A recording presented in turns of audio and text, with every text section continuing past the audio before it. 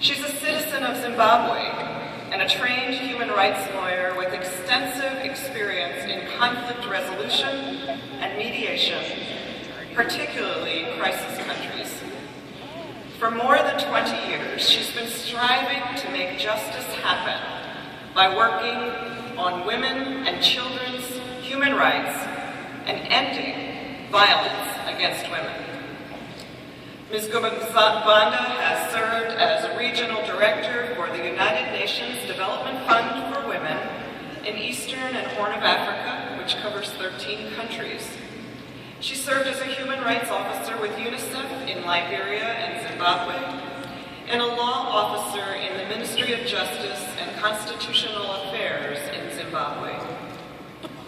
Ms. Gubensvanda pushed for the integration of gender equality issues in the peace processes for the Sudan, Somalia, and northern Uganda, and had a leading role in the International Conference on the Great Lakes region that resulted in the adoption of the Protocol on Sexual and Gender-Based Violence and Property Rights for Returnees.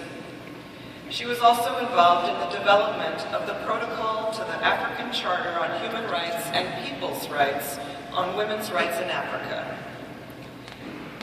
Since joining the World YWCA in 2007, Ms. Gubensvanda has championed young women's leadership.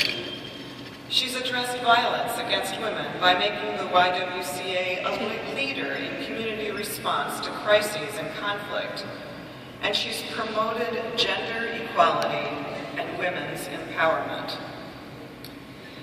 She's also made it a point to connect with United Methodist Women.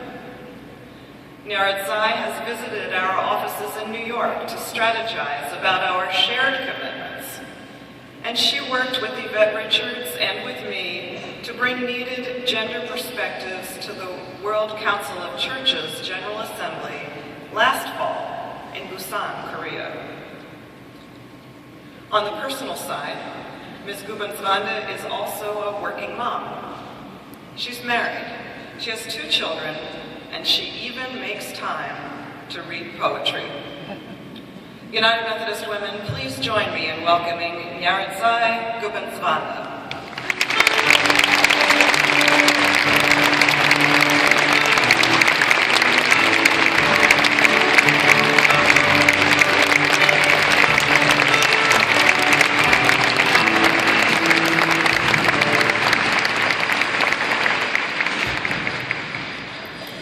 She makes it happen. My story, my life story, is an embodiment of the essence of this assembly theme, make it happen.